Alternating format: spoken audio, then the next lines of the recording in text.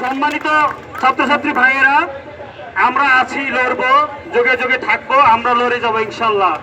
আমি এই দেশের মোড়লদেরকে বলতে চাই, আপনারা পাহাড় দেখেছেন, পাহাড়ের চূড়া দেখেন নাই। আপনারা সমুদ্র দেখেছেন, সমুদ্রের ঢেউ দেখেন নাই।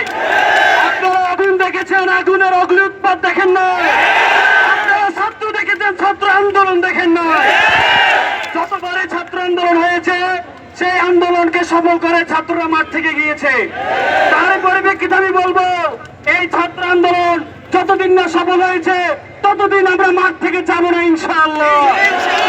আমরা সব সময় সঠিক আন্দোলনের মধ্যে ছিলাম, আছি, থাকবো। এবং আমরা কবি নজরুল সরকারি কলেজ, যেটা ছোট্ট একটা ক্যাম্পাস, তাই সবসময় জগন্নাথের পাশে আছি, থাকবো। এবং আমরা সবাই একত্রিত হয়ে, আমরা ভৌগোলিক কারণবশত আমাদের কেবিল কলেজের সাথে সমন্বয় করতে পারছি না। আমাদের ভৌগোলিক কারণের কারণে আমরা জগন্নাথের সাথে আছি, থাকবো ইনশাল্লাহ। আপনারা সবসময় আমাদের পাশে পাবেন। এই বলে আমার সংক্ষিপ্ত বক্তব্য শেষ করলাম। সবাইকে ধন্যবাদ।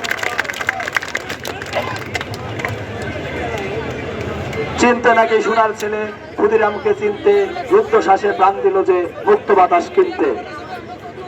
ওই লড়াই না সংগ্রাম, লড়াই না সংগ্রাম, ওই লড়াই লড়াই লড়াই চাই। ওই আগামীতে কি আমাদের সংগ্রাম আবার চলবে? আমরা কি আবার রাজপথে আসবো? আপনারা রাজি তো? এই মুহূর্তে বক্তব্য দেওয়ার জন্য সভাপতি আসিফকে। আসসালামু আলাইকুম।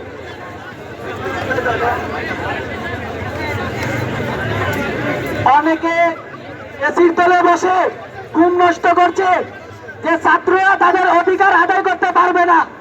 তবে বঙ্গবন্ধু আমাদেরকে একটা জিনিস শিখিয়ে দিয়ে গেছেন, অনেকে মনে করে আদালতের কথা আদালতে হবে।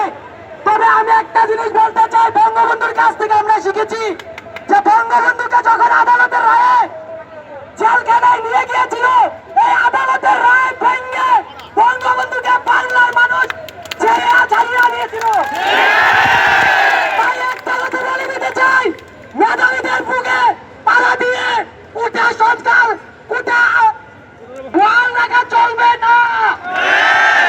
যতক্ষণ পর্যন্ত এই শরীরে রক্ত থাকবে, আমরা এই মাঝে আন্দোলন সংগ্রাম এর মাধ্যমে আমরা আমাদের দাবি আদায় করে ছাড়বো ইনশাআল্লাহ।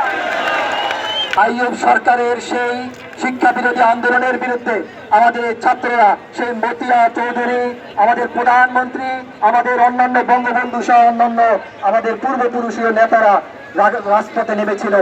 আজকে দুঃখের বিষয় যে বঙ্গবন্ধু 23 বছর শোষণ, বঞ্চনা, বৈষম্যের বিরুদ্ধে সংগ্রাম করেছিল, আজকে স্বাধীনতার 54 বছর বয়সে এসে আজকে 2024 সালে কেন আমাদেরকে আবার বৈষম্যের বিরুদ্ধে রাজপথে নামতে হচ্ছে?